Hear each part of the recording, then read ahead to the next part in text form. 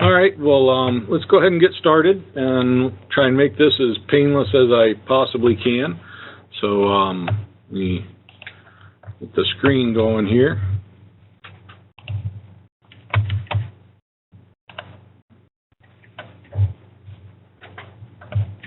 Oh, need to switch displays.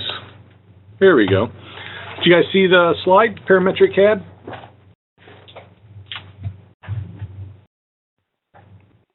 Indeed. Yeah, I got it. Okay. You guys starting to worry me there for a minute. I thought maybe you weren't there. So just real quick to talk about what we covered on Thursday a little bit, since I know everybody's doing in the high school level parametric CAD, and that's where I think you should be. But this tag is really an AutoCAD-based tag from kind of a historical reasons, I guess, and hopefully we get that updated. So on Thursday, I kind of went over some of the things that we do here at Columbus State in the parametric CAD, and just simply talked about some of the labs and the reason that I do sort of each of these and the constraints and the ideas that I'm trying to get the students to comply with, and different aspects of the software and how I kind of lead them through that, and went through some of the predetermined labs here that we do. So I believe this PowerPoint was included on the email, so everyone should have a copy of this. And if you want any of my drawings, I'd be more than happy to share them with you. I think that may already be the case. I believe Rob put those up on the web. I don't know if he's told you that or not, but... Yeah, I'm not sure if he's mentioned it, but he, most of the stuff is up there. We can access it. Right. So, and that would be my AutoCAD stuff. The parametric stuff may not be there. So if you see something you like that you want to use in your classroom, that's fine. Just you can shoot me an email. I'll give you my email address, and I'd be more than happy to send you the drawings if that helps. So yeah, I just went over some of the things that we do in the parametric class, and me and Mark had talked about that he would like to see kind of the depth and breadth of how we do this in the classroom. So we're going to start off with AutoCAD. That's what we'll do today. So give you a sense of how we satisfy that tag requirement. It'd be a C tag for you.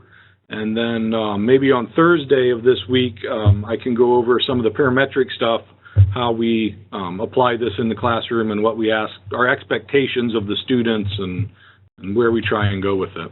Does that sound reasonable to everybody? Yeah. Yeah, absolutely. Okay. So I have here, let me, just to refresh your memory, I thought we would start with, wow, that got turned around a little bit there. So in the AutoCAD class, this is the first lab that I asked them to do. And again, they've already had an engineering graphics course, which has taught orthographic projection, all the different views, section views, detailed views, as far as interpretation goes, and then call-outs and dimensioning and some tolerancing. And in that class, towards the end, they've had an opportunity to use some CAD software towards the end of that, maybe the last 4 weeks. So when they walk into my CAD class, my AutoCAD class, they at least know a little bit about the software, and they've drawn lines before, and they have some concept of zooming commands and things of that nature. So this is the first lab that we do, and got AutoCAD up and running here. So part of just working in graphics programs in general, I don't care what name you put on it, what version or what software company, there's certainly a lot of fundamentals that apply to all of them. So just the idea of this infinite drawing space and being able to zoom in and zoom out and zoom into the areas that you want, things of that nature, are all going to be universal. So in this class, I'll remind them how to draw a line, and we'll go through the idea of just picking points and getting the lines up there. We'll also enter in distances and directions, and we'll talk about orthographic, turning on ortho so that we're only drawing straight lines at 90 degrees, and we'll look at using the heads-up display. So if I want that line to be 6 inches by 4 inches, that I can just type that in, and then getting them to really pay attention to the command line down here, that you have options. Beyond just specify next point, there's a close option, and so if I just type in C for close, or I pick that, that automatically close the line. And the idea that I can, just really zoom around, that I have pan controls, that I can move my geometry. I have zoom window, which people tend not to use, because if you have a scroll wheel on your mouse, you can scroll in and out. But really, to speed things up, zoom window is important, because I can get right to the data that I want to. Hey Shane, are you working? Do you have your screen visible? Because I see a PowerPoint, but I'm not sure. Oh, are you talking okay. to? Nope. Hold on here. Let me kill that PowerPoint. It must be overriding everything.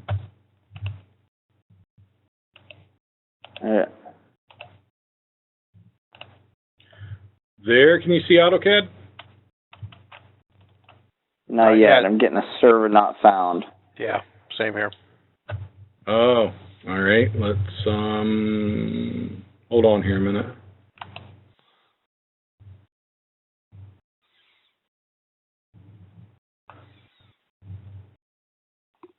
There, well, tell you what, I have dual display, so it's on the wrong display.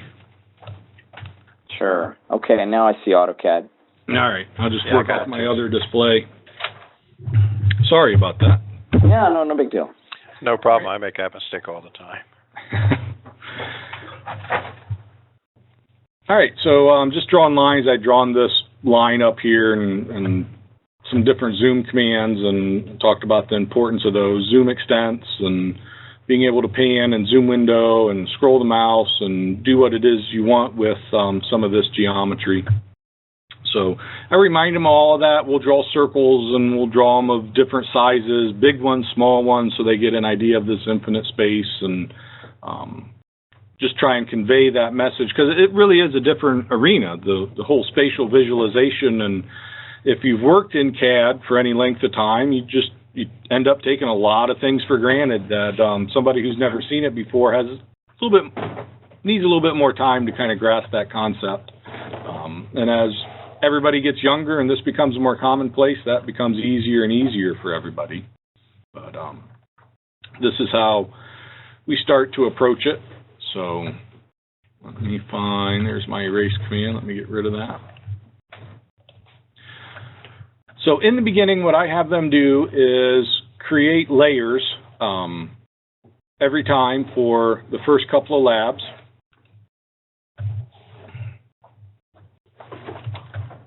Computer's running a little slow here. So we'll look at all the different properties and the things that go with them, and with that. But universally, for the first couple of labs, I have them go into the layers property. Oh, come on. Hold on. Here we go. And create new layers. And I believe in the PowerPoint, I had showed you that we have some standard layers that I have them deal with some standard colors, so that we're all kind of on the same page. And we assign line weights to our layers based on a standard. And I only need a couple for this, I believe. Let me get some colors set up here. All my dialog boxes are popping up on my other monitor. I gotta move them over.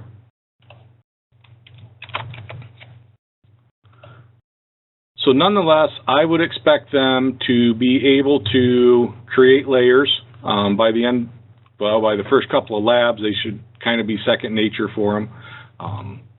Being able to get line types loaded and pretty much do anything they need to do in this arena.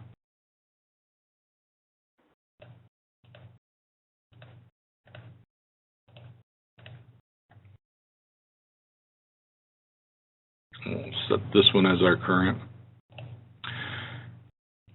And then going back to that lab one, I don't know if that popped up on the screen or not. Let me put this back up here since I was on the wrong monitor. So this is the lab one that we do. And they're given a dimensioned isometric with all of these dimensions on it. And we start off in Autocad, and I try and explain to them that there's just multiple ways of being able to accomplish this task. So looking at this, if it was me, I would probably start out with the front view down here. And there's a couple of things that I could do. I could either draw a rectangle that's the maximum length, width, and height of that front view. It's going to be 3 by 9. We'll close that. And then start thinking about how I want to alter this to start creating that front view. Maybe I want to use the offset command. Right, there it is, and start offsetting some distances here. I believe that's 4 inches to start creating the features that go with this.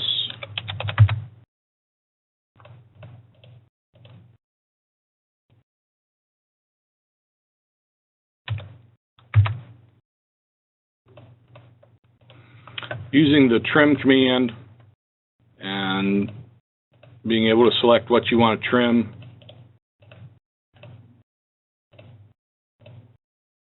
Start creating that view, and then maybe start working on the top view a little bit, bringing these into focus as we go.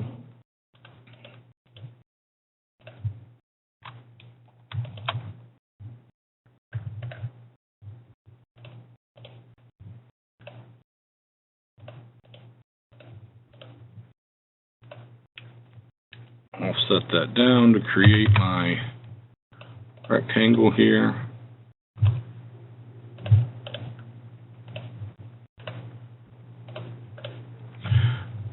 And being able to transfer things up. I will show them construction lines and rays as a way of transferring features up and then being able to edit those.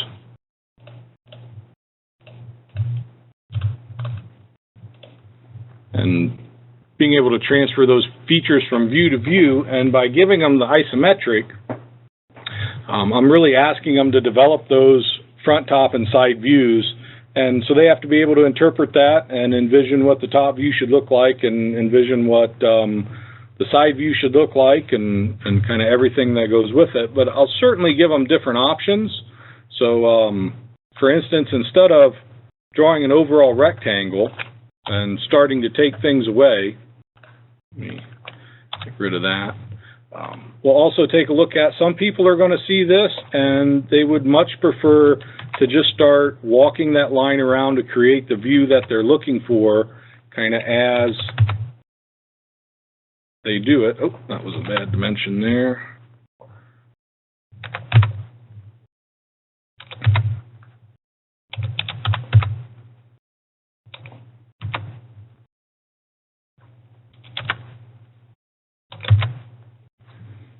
And we'll just drag that line out, bring this one up an inch, and then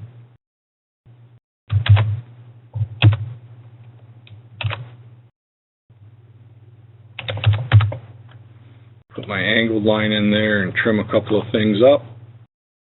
But really just different ways of solving the same problem, so that, you know, however they want to approach it, whatever makes sense to them, is perfectly legitimate. There's always more than one way of doing something, so it's kind of how they see the problem and how they want to solve the problem. But I definitely try and give them the answers as we're going. So, any questions? No, that makes sense. Okay. Yeah. So let me just finish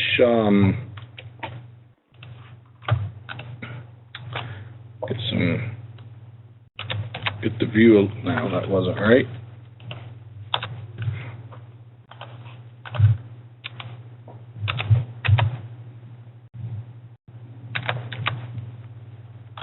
Well, that really wasn't right. Got a setting messed up here. Let's just draw that out.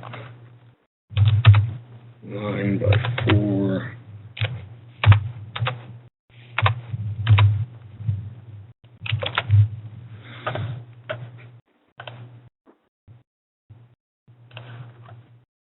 Put a ray up here.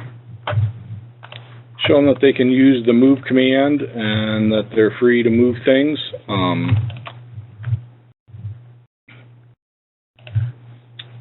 We spend some time talking about snap commands and all of that good stuff, so just getting things to line up.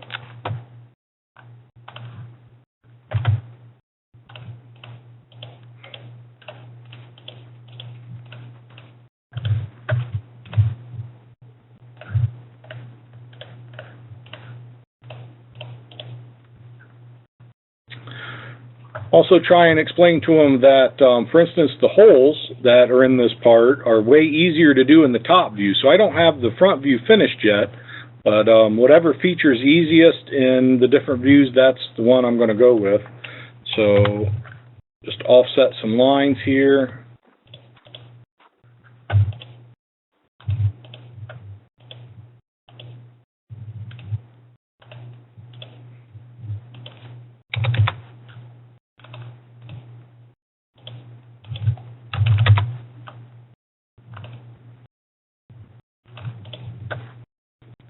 Get a couple of circles in here.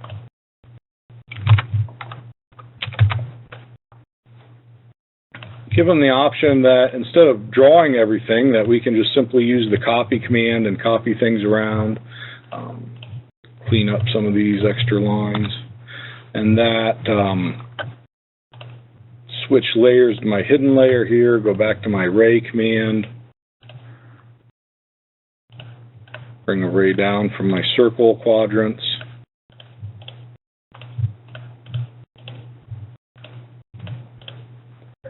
And then trim that up so we get our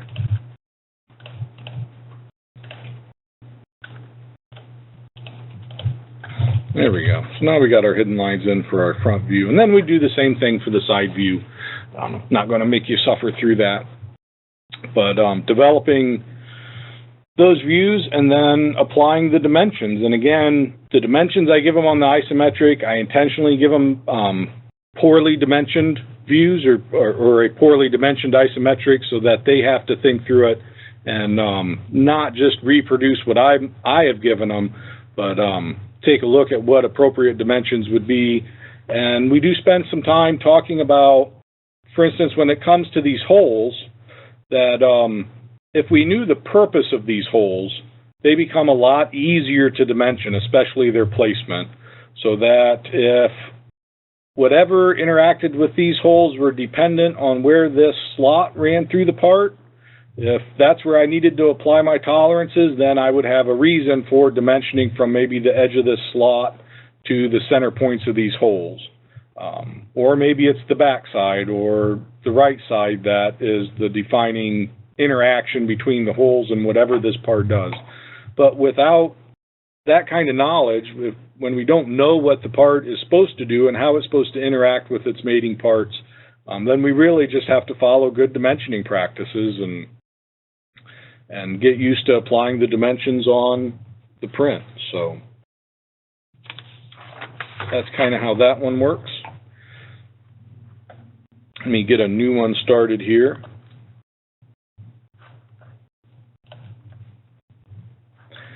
Next, we're going to take a quick look here at lab number 3.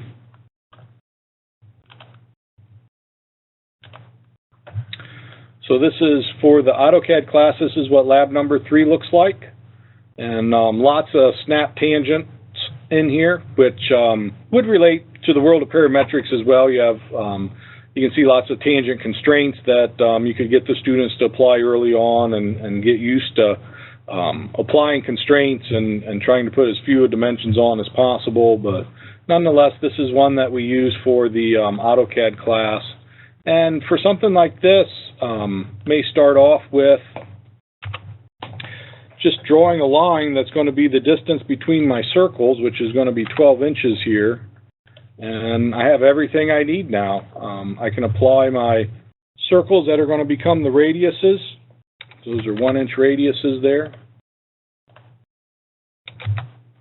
And I also have a circle at the midpoint of this line that the radius for that is 2.5. And from here, I can just grab my line command and use my tangent constraints and go tangent from that circle, tangent to that one, and do the same thing for my other two circles there. Also show them that they can use the mirror feature, and they can mirror objects, that they don't have to create everything from scratch. So there, I've mirrored that, and now I can simply trim that up between my, I guess I want my lines, not my circles.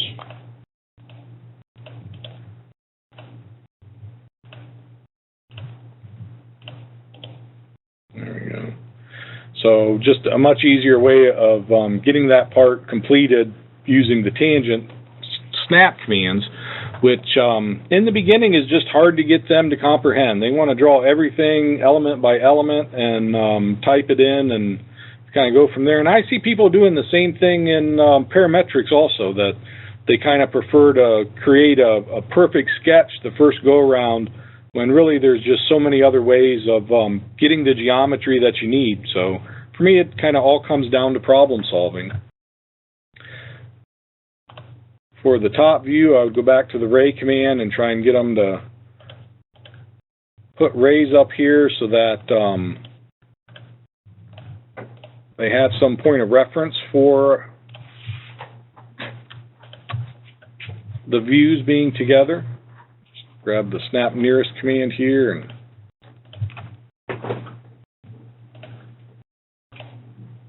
perpendicular. So just in first couple of labs, we've really went through a lot of snap commands.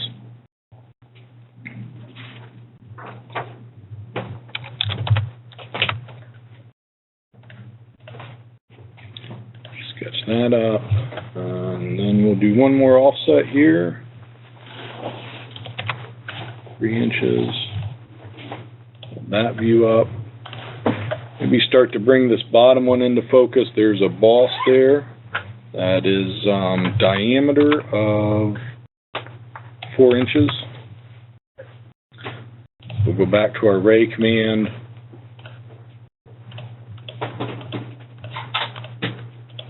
Shoot that up, and then start trimming things out here.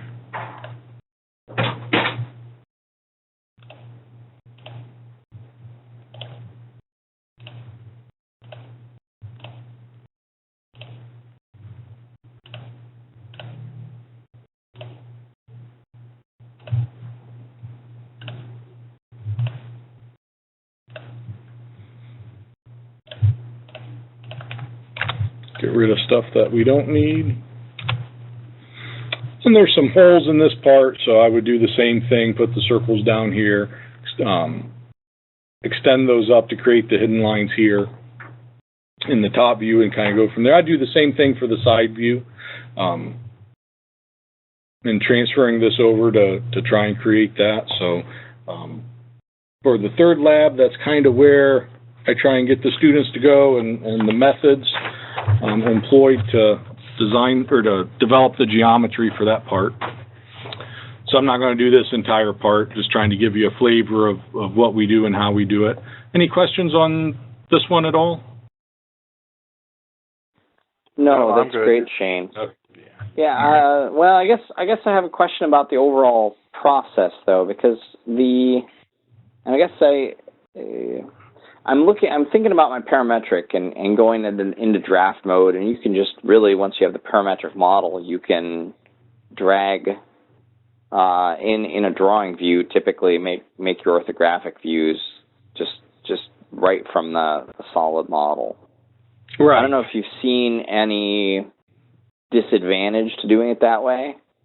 Like, why would they want to start with drawing in a 2D and then, or not? Is there any reason not to do it that way? That's what I'm getting at. Obviously, to manipulate drawings is one thing. Mm-hmm.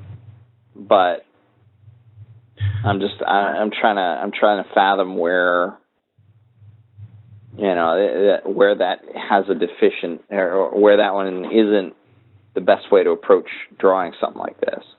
Right. So,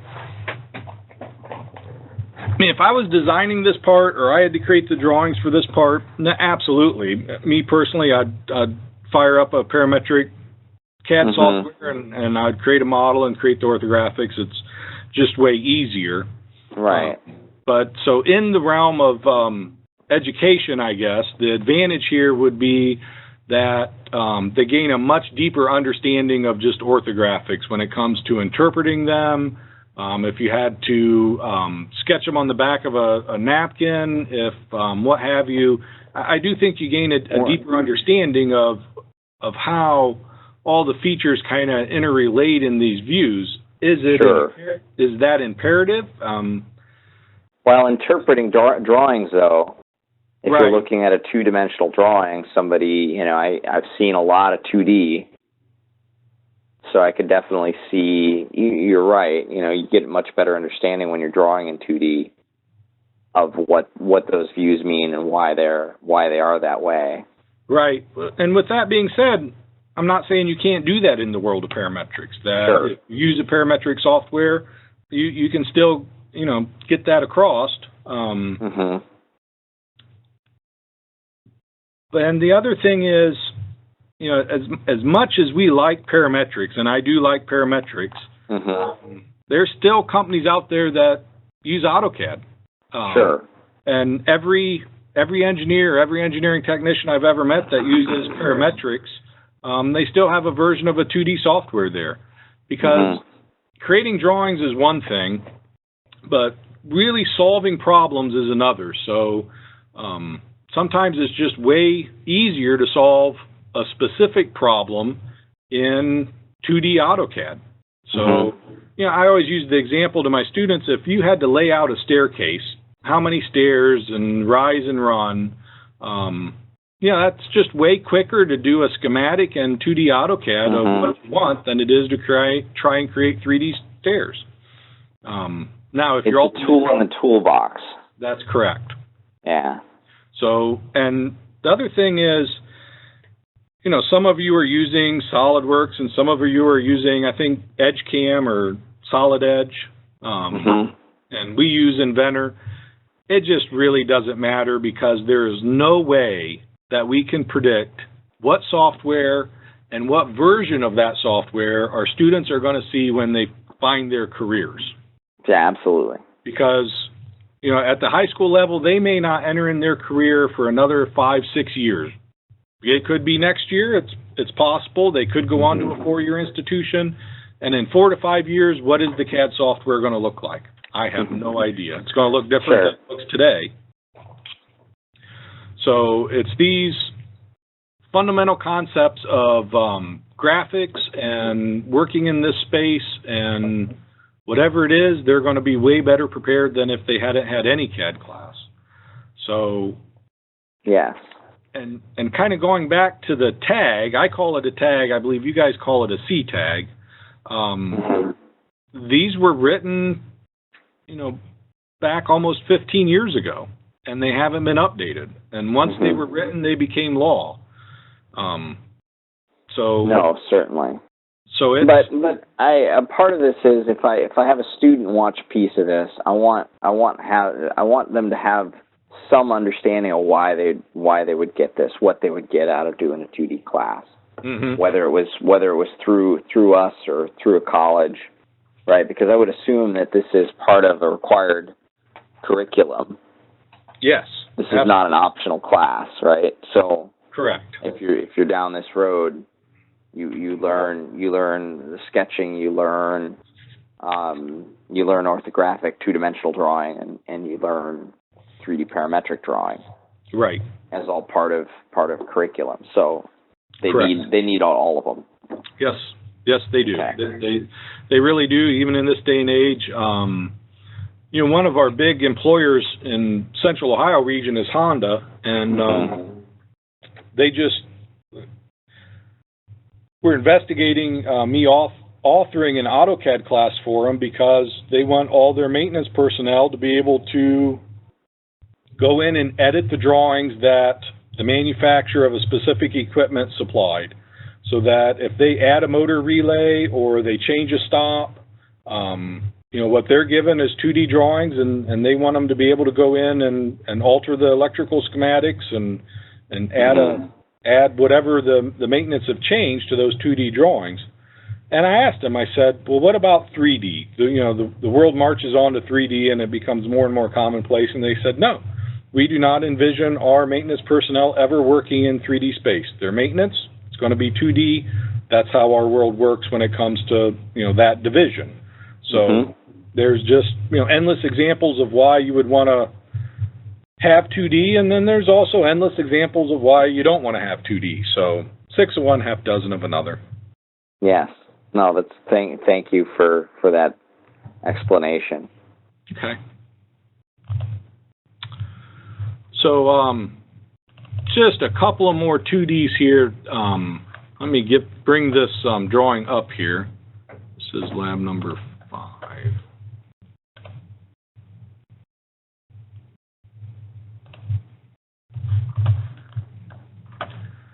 So when I had this one in the earlier presentation, I think on Tuesday, I said this creates some really interesting views that students don't always anticipate. So I thought I'd go through this one a little bit more in depth when it comes to AutoCAD. Sure. So let me start this one. So I'm going to start with the front view here, and I'll put a couple of circles up here. This is diameter of 12. Grab another circle here, snap it to the center point. This one has a diameter of 8. And then what I'm going to do is I'm just going to put a line from quadrant to quadrant here. And I'm going to offset this line. There's a slot, a groove, that gets machined in the front of this. And it is 1.5 inches wide. So I'm going to set my offset at 3/4 of an inch here. And put that groove in there. Trim this up a little bit. And what always gets people is what this groove or this slot looks like in the top view. So in the top view, first of all, I'm going to see a rectangle that comes from the quadrants of my circle here.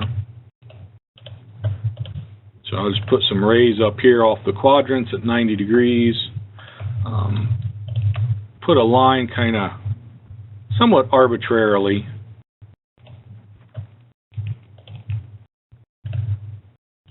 There. Offset that line to create my depth. This is 5 inches.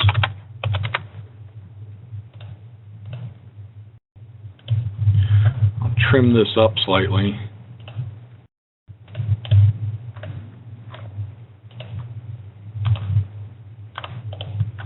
All right, we're going to have some hidden lines here for that cylinder in the center, that through hole, if you will.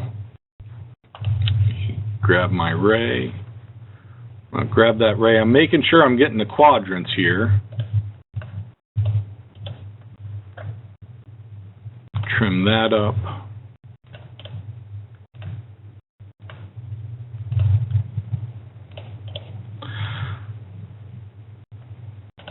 Going to offset that slot that runs through the front of that is 5/8 of an inch deep. There we go. I'm going to change that to the hidden layer. Trim that up. We won't see it through the whole object. And they believe they're done, that they've represented the back side of that slot, the back surface, at its depth. They have the through hole going through here, and that's what these views look like. But in reality, if I grab my ray and I take a look at where does this slot really start at, it starts right here at the end point of that line. Just put my ray up there, and that hidden line does not really extend all the way to the outside. Actually, that outside surface doesn't exist right here. So if I were to trim this up where that slot goes through,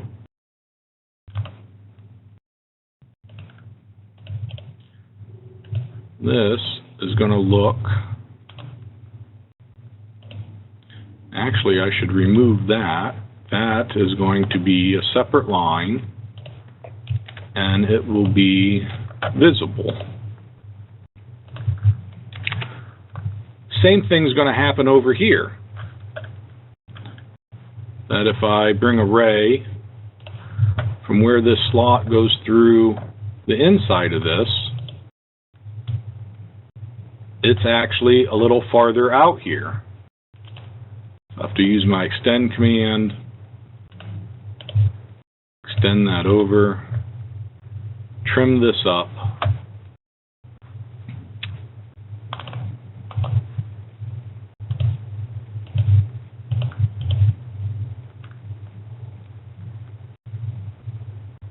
That stops there, that stops there.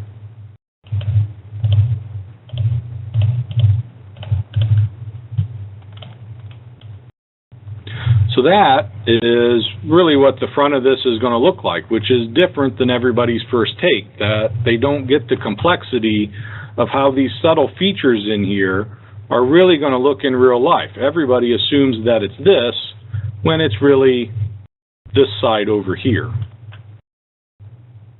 And that's the kind of level of understanding and the abilities that I want to instill into my students, is be able to look at different aspects of a drawing and find those subtleties, because it becomes extremely important when you're trying to interpret a 2D drawing.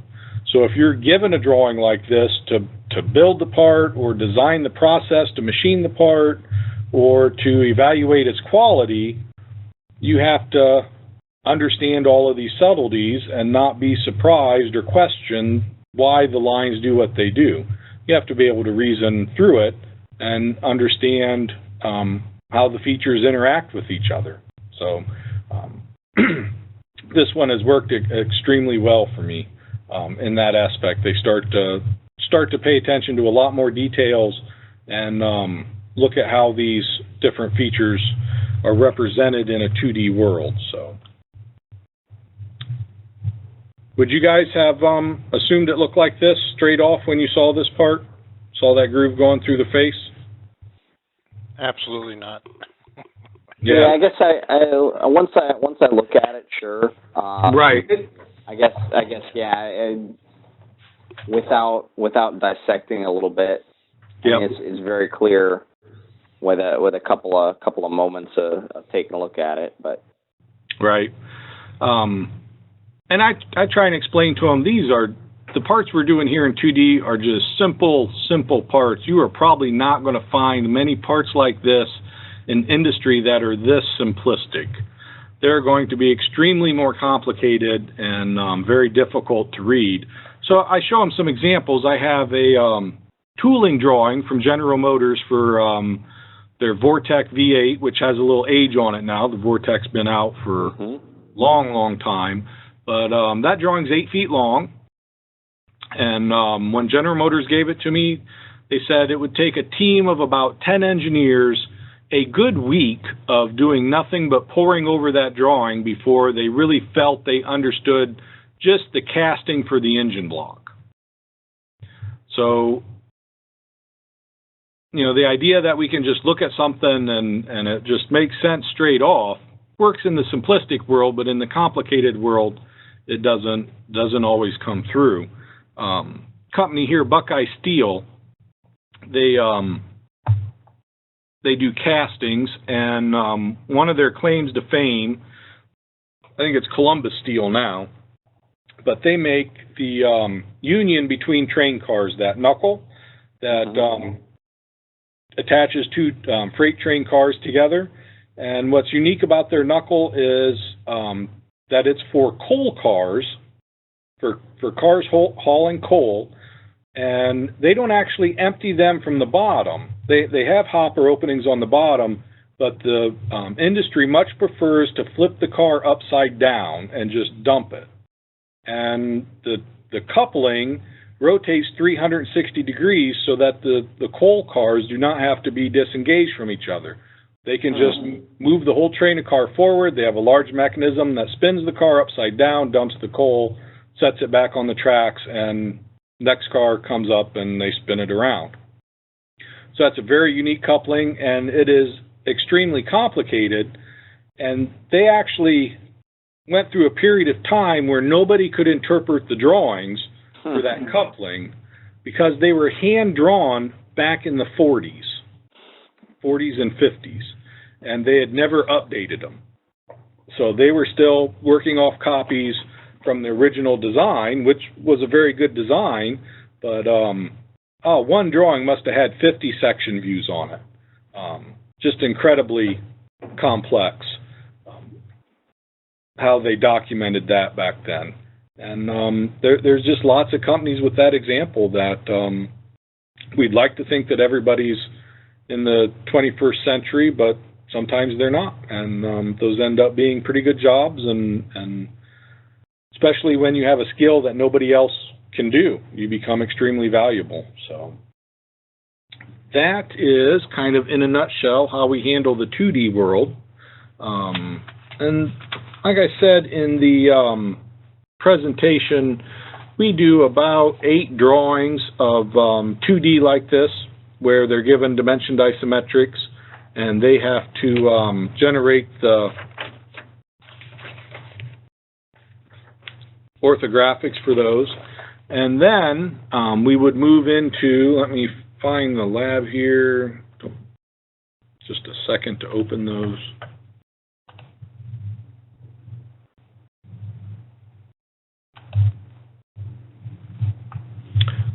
Computer's running extremely slow today, so.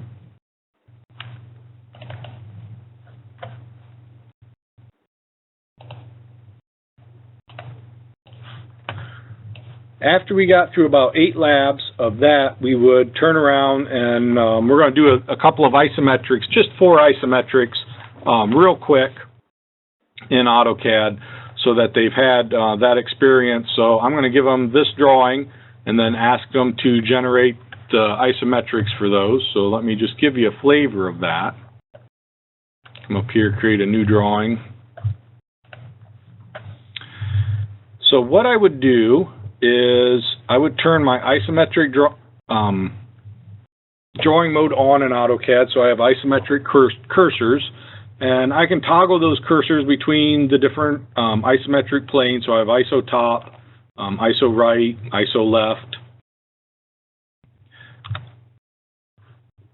And I give them a bunch of different choices for doing this, but tell them, well, what you might want to do is draw the footprint of that object, and the footprint of that object was a 3-inch square.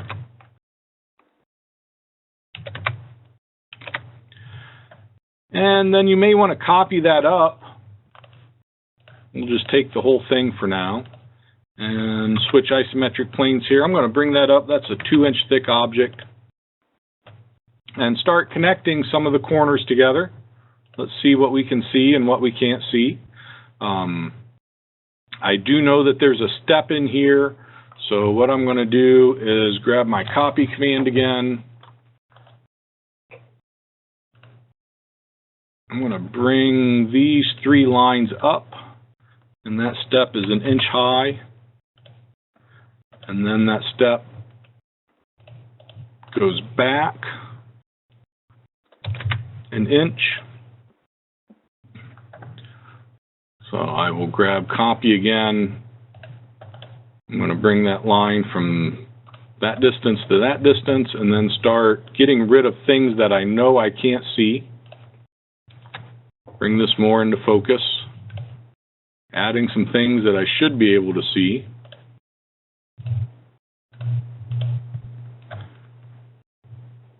Grab copy again, move this from one side to the other. Start trimming this up.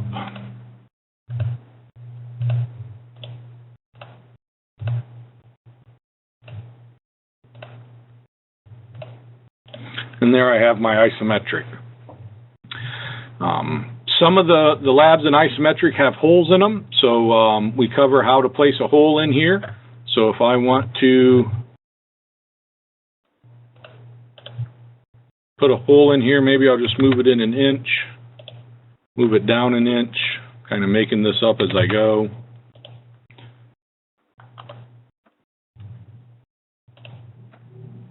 Grab my AutoCAD ellipse, make sure I specify it's an ISO circle. Center goes there with a diameter of, well, I'll just give it an inch, keep it even, and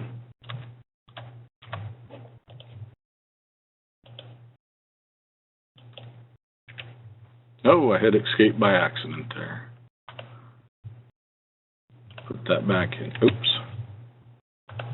Grab my ISO circle. Put it in there.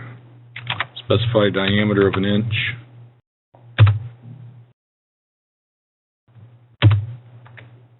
Wow. What's going on here?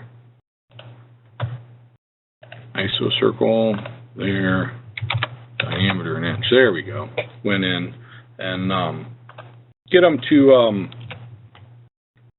understand there's isometric ellipses, and if I go back to that ellipse and isometric, that those ellipses are governed by what plane they're working on. So there's an ISO left ellipse, there's an ISO top ellipse, and I'm back to my ISO right again, so that there's different positions and different orientations, and if you had to draw an isometric, now you could in AutoCAD. The last of the 4 isometrics I have them do, I ask them to dimension those.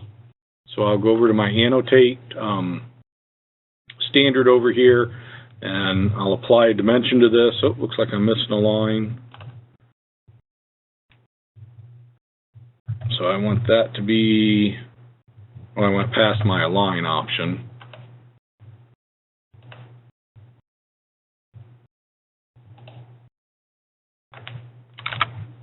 Oh, I did it again. Let's just grab a line. So I'll put in a specific align dimension up there, and then I will use my oblique command and oblique that at maybe 90 degrees. Make it come down from the top there and get it in a good position, and so one of these they fully dimension in isometric so that they have that ability. Questions on isometric?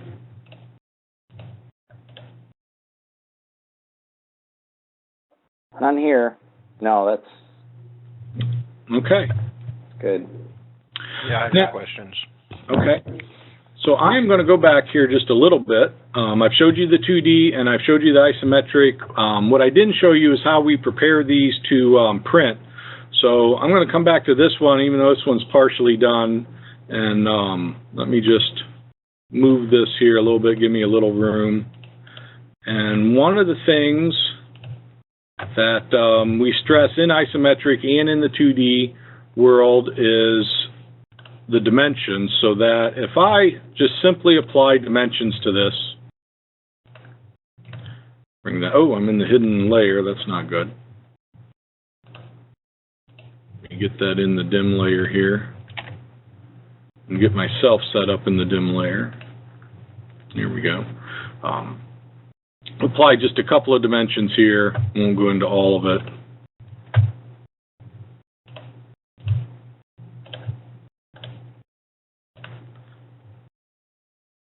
There's a couple. That when I go into my layout in AutoCAD, and my layout is set up right now for 8.5 by 11, and that's fine. I have a viewport up here. I'll expand that. Turn ortho off. There we go. That if this is viewport, if the object is zoomed out to a scale of 1, you actually get the right size dimensions. So 1/8 of an inch is our minimum on the lettering and the arrowheads. But if I scale this down, here it is. So right now it's not a 1-to-1 scale. So if I scaled it 1 to 5 here, so that's 20%. My dimensions are going to be scaled down by that same factor. So if I tried to do the 1-to-1 scale, you couldn't see anything. So drawings are scaled on paper. That's been true for a long time now. See if I can do 1 to 4. And that it causes a problem with the dimensions. So I'm going to go back to my model space here. Let me get rid of these dimensions. And so we spend quite a bit of time on the idea of this annotative dimension style. And the annotative dimension style is a self-scaling dimension style. So first thing it's going to ask me is, what scale do I believe this is going to be on the sheet of paper? I can just leave it at 1:1 and change it later when I know for sure, but I thought the 1:4 looked pretty good. So now when I apply my dimensions, you can see they appear much bigger here in model space. That's because since I'm scaling my drawing down to fit on my paper, AutoCAD is scaling my dimensions up, so that when I go to my layout, now I'm still in my dimension command. So my drawings are really, or my dimensions are really going to print out at the appropriate size. I'm going to have arrowheads I can see. I'm going to have right extension line gaps here from my object. And if I chose to change that scale, let me go to a 1:16, you can see it scaled my dimensions up even more. Placement becomes a little awkward because they're so big, but no matter what I do to my drawing scale, my dimensions are going to adjust so that they always come out the right size. We spend quite a bit of time on that, getting them to understand how these work and all the different options that we can change in our dimension style. So the lines, we talk about all the settings in here. We will talk about how to change the endpoints, the arrowheads, so that if you need to do an architectural drawing, you can set it up for architecture and have architectural ticks up there. Or if you're working in a slightly different norm and you want opened arrowheads on one side, just that sort of thing. So we go into the text and how to adjust the size of it, how to do the fit. Talk about primary units that maybe we want scientific on some drawings and we want architectural on others, so that the units come out differently in their precision and how we round them off, and degrees units, alternate units, so that they can have both inches and metric dimensions on one drawing. And then we go into tolerances and how we can apply all the different tolerances to our dimensions. And in this class, we don't really go over how to calculate tolerances, but if there's a tolerance required on one of the parts that we do, that they can accomplish that. So that's kind of the idea behind dimensions, and everything that we draw, we dimension, except for a couple of the isometrics. So after that, we do some isometrics. What we're going to do is some solid modeling in AutoCAD. So let me start up a new drawing here. Just stick with the same template. And the first one that we do is this part over again. This is the first one we do in isometric, and this will also be the first one we do in solid models, just so they don't have to think about it for their first go-around in modeling. Let me switch my workspace here.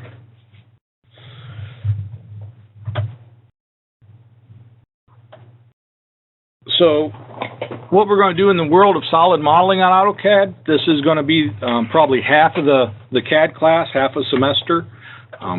For this, we're going to spend quite a bit of time talking about the different views. And where did they go? Visualization. Top, bottom, left.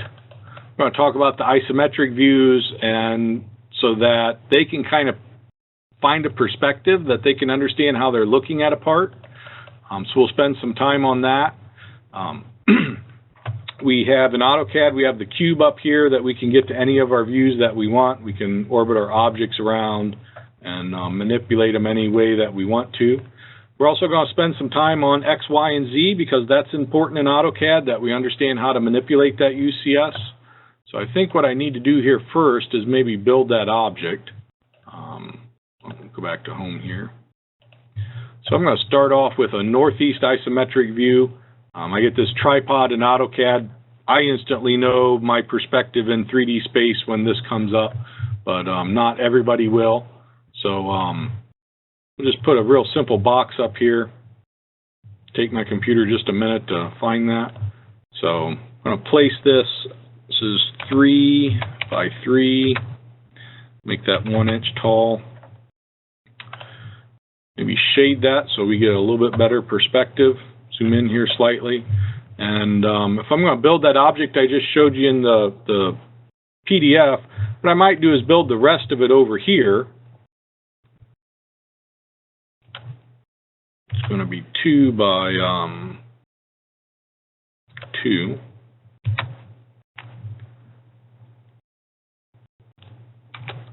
One inch tall. Now I'm going to move these together. So the move and copy command, oh, I didn't make that wide enough. Let me do that one over again. It's supposed to be 2 by 3 by 1. Move this over. I spend a lot of time on base points and how we can use the geometry in our part. We're going to use the union command here and union these two together so that they become one object, and maybe look at it from a hidden perspective, and then conceptual works out pretty well. We're going to spend some time on the orbit command and just getting them used to manipulating their views and being able to get into areas where they want to get into and see detail, and not get confused as these objects are spinning on the screen. So really just that spatial visualization in 3D space is kind of what we're working on a lot of our 3D objects. So beyond that, we're going to spend some time on the coordinates up here. So I'll always start them off with in the UCS, how I can rotate that UCS about the X, Y, and Z to accomplish different tasks that I want. I'm just going to move my origin here so that it's placed on my part and I can see it. So you can see the X and Y plane are parallel to the top of my part, where if I wanted to put a hole through this part, let me grab my cylinder over here. Any cylinder I draw is always going to be, the circular part's always going to be parallel to my X and Y, where if I manipulate my X and Y, I'm going to rotate about the X axis here 90 degrees.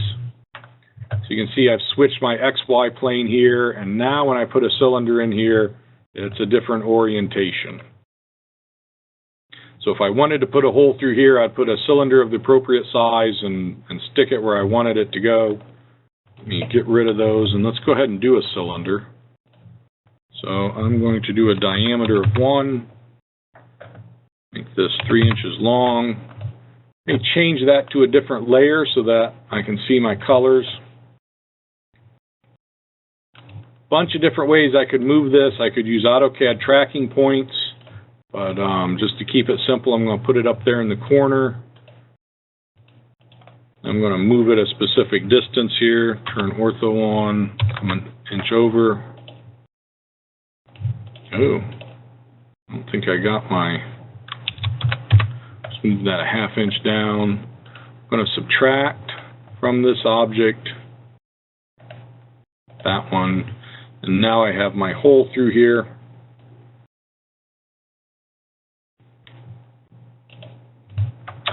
From there, I think I need to save this before I go on to the next step.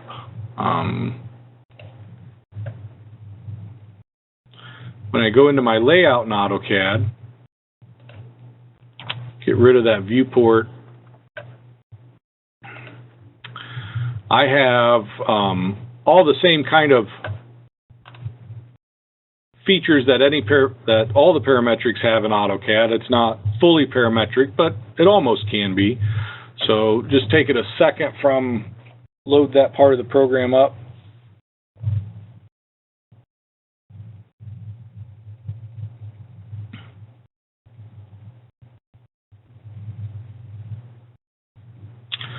So there's my front view.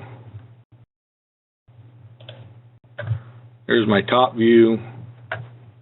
My side view. Didn't give myself enough room, but there's my isometric view. all the hidden lines are in there. I can dimension this in Autocad now. I can move that view. My views move with it, so they're interconnected, much like parametric software. Oops, not what I want. I'm going to edit that view. Visible lines only for my isometric. So there we go. We got our 3-view orthographic from the solid model, and that's how we run most of our solids. So they build some fairly complex solid models and create the 3-view orthographics, and they fully dimension these as they did in the 2D world. And that's our world of solids for Autocad. Is there any reason why I need to go through any of the complex solids, building those, and different features in Autocad and solids, or does that kind of give you a flavor of how we accomplish this? I'm good. No, I think that's okay. Yeah, this is good. This certainly gives us gives the students a perspective. Mm-hmm. So they're going to do that USB drive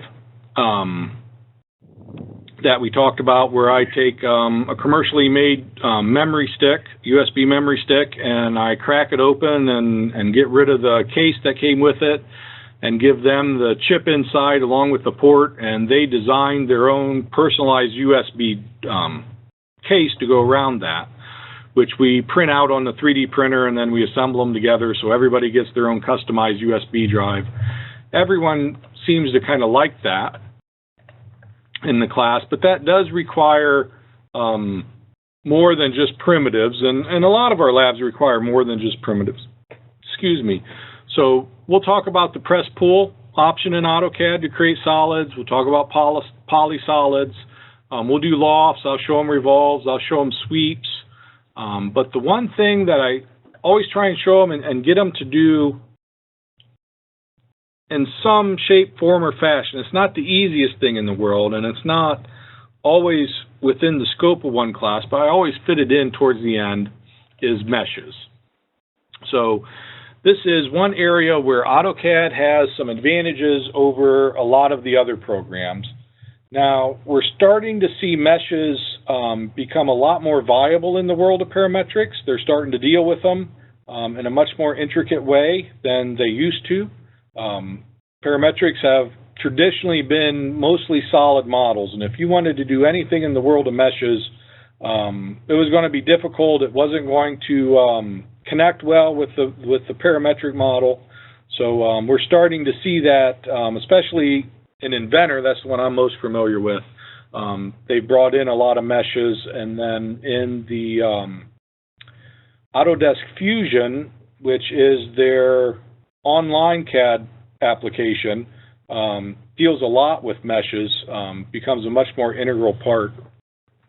But what I try and show them in the world of meshes, let me go to hidden here and get my northeast isometric. I'm just going to put a mesh box up here. Let me, before I do that, length, width, I'm going to do 6 there, and I think I'll do 6 here. Keep getting the 3. And we'll do 3 on height. I'm going to put a mesh box up here. I'll make it, just so I have some ratios here. Let's go 4 inches on that leg and 6 inches on that leg. And maybe this thing is 2 inches tall. Guess my hidden view. So if I go to my 2D wireframe, you can see this is a mesh, and nope, conceptual isn't doing it. Shaded isn't doing it. Let me get to shaded with edges. So if I put my shaded with edges on, I can start to see my meshes in here a little bit more. And what I'll do in the world of meshes is the first kind of exercise we do together, I tell them, all right, so we're going to use this mesh box, and we are going to design a button for a game controller. Because although they've all used game consoles and they all have controllers, they've never spent much time thinking about the design of the button or the buttons that's on those controllers. So if we think about the Nintendo or the Xbox joysticks or whatever you want to call those, the buttons are very unique. Each one has a different feel to it so that you don't have to look at them. You can just put your finger on them and you instantly know what button that you're pressing. So they're all kind of unique. So what we'll do in meshes is I'll show them the filter. We can filter to vortexes. We can filter to edges, to faces.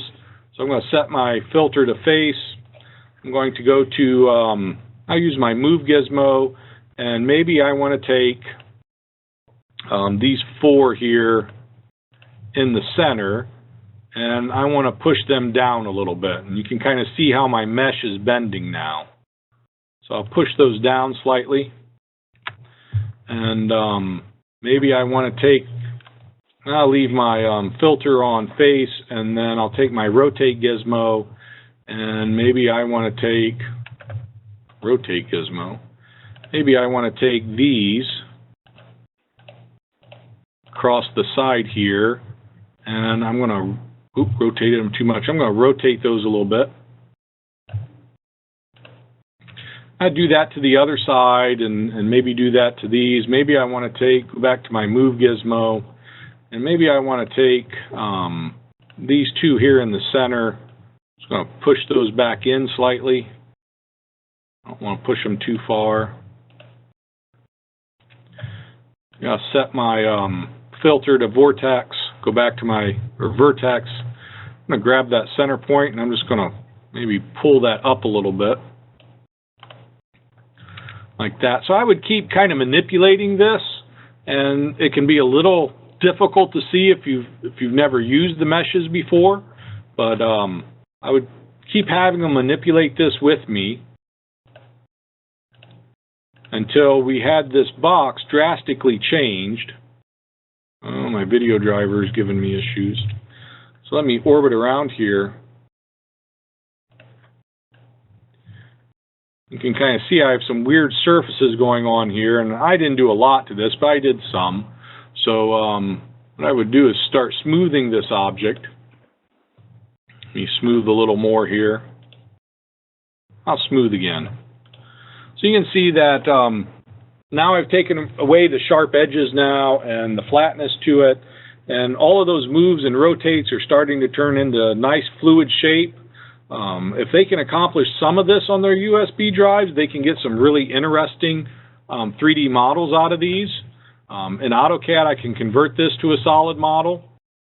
I can also take a solid model, I can convert it to a surface. I can add creases, and the add creases or remove creases, these are supposed to be sculpting tools that a designer would use if he was working with an actual clay model. So that I can go in and kind of sculpt a little crease in here, and then I can go back and I can smooth it more, and I can refine my mesh. And so just a way to get some really interesting models in AutoCAD that has traditionally been very difficult in the parametrics, although that's changing. So usually ask them to look around. Usually ask them to look around the consumer world. Toasters, coffee makers, hair dryers. I used to say cell phones a long, long time ago before cell phones just turned into rectangular bricks that aren't very interesting at all to look at. But there are just so many consumer products in this world that have a lot of fluidity to them. And sometimes we don't really care what the radius is on a coffee maker. There's a look that we're going for. So this is a way to kind of get that look. And actually, I've had a couple of graduates work for a design company here in Columbus that is in charge of the Cobalt tool line for Lowe's. So when you pick up a Cobalt screwdriver or a hammer, they just have a different feel and texture to them. They look different than what you would find at Sears Hardware or maybe somewhere else. And that came out of a design house here in Columbus, and I have graduates that work there. We also have, I want to call them prototyping shops, but for the museum industry, all the displays at COSI that everybody loves, and there's other children museums in other cities. A lot of the high-end art museums are putting in those type of displays so that they have a section for the younger generation to go do, keep them occupied while mom and dad are looking at the Mona Lisa or whatever the major art display is of the time. So they're actually quite busy, and they create some really intricate, interactive features for museums and zoos. A lot of zoos are starting to put those in there. A lot of the signage is very different now at a place like zoos, where the signage is almost interactive. You can go touch and feel and interact with it. So a lot of that is done in very unconventional ways, and I try and bring that across in the class. So I hope this gives you kind of a flavor of what we do in Autocad and how far we take them. So do you guys have any questions for me? No, I don't have any questions. No, that's great, Shane. All right. This is about as long as I can talk, so I think unless you have anything else, we're going to wrap it up for the Autocad portion for today, at least. Hey, Shane. No, I think that's great. Yeah, this was really interesting. I did want to share with you. You were talking about the kids' museums and stuff. I went to a presentation last year down at the Cincinnati Art Museum by an artist who has looked at the merging of technology like this and CNC machining and CAD/CAM with his artistic background. And really an interesting presentation of how, and 3D printing as well, of how, artists did so much by hand and, aesthetically pleasing, and they made things, and now they're starting to use more technology stuff to do the same kinds of things with maybe a little more flexibility for them. I'm not sure, but... Yeah. Yep. And it's interesting you bring up the 3D printing, because for so long, 3D printing has really just been rapid prototyping. So if you want a quick plastic representation of your part before you send it to production, that's been what predominantly 3D printing has been for. So that you can touch it, feel it, maybe bolt it in place and see how it looks or see how it fits before you actually send out the drawings for the part to be manufactured in steel, aluminum, whatever it is. I know there for a while what Honda was doing in their R&D section is they would use a 3D printer. They would print a part out. Maybe it was a kickstand for a dirt bike. Maybe it was a support for plastic fairings on a quad, whatever they were working on. They would take that plastic part and they would wrap it in fiberglass, resin it up, and then they would actually put it in place and run it around the track. So they added a little bit more strength. So in that aspect, we can do what we've always done in CAD, and that's make ugly babies, is what I've always called it, because most of our parts are square and sharp and they're not very interesting to look at. But what a lot of manufacturers are asking for, 3D printer manufacturing is asking for, is designers who can design parts that are well suited for 3D printers. Things that would be virtually impossible or at least very difficult to make conventionally. And those type of parts have a lot more interesting shapes to them, a lot more of that fluidity that comes with them. So one example in particular is here in Columbus. Edison Welding developed a process where on a large CNC milling machine, they developed a head that goes into the spindle, and it has coiled material on it. So 1 inch wide, maybe coiled copper or coiled aluminum, coiled steel, whatever you want.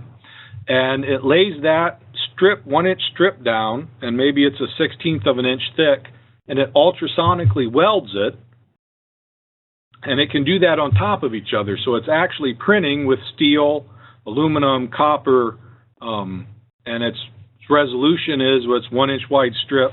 So resolution in one direction is 1 inch wide. As it's laying that strip down, it can cut it to any length. At any point in time during that, they call it a 3D printing operation with steel, that machine can switch out the head and go to a conventional milling setup and machine in the center of the part, and they can print over top of that. So there's some advantages that we couldn't do any other way. So first of all, they can put a layer of copper in the middle of a solid steel part, because they can switch from one material to the other, and they can ultrasonically weld it together. They can stop in the middle of the part and machine a 1 millimeter wide groove in any shape, form that you want, and then print on top of it. So you think about cooling, thermal conductivity, passages. We can now have a hole that does make a 90-degree turn or multiple 90-degree turns in a part. And they've actually sent up a research center in Buffalo, New York, to try and get designers to design parts that this machine is well suited for, because nobody's designing parts for it, and it has such great potential. So I see that as how, a lot of the world of CAD is going to change.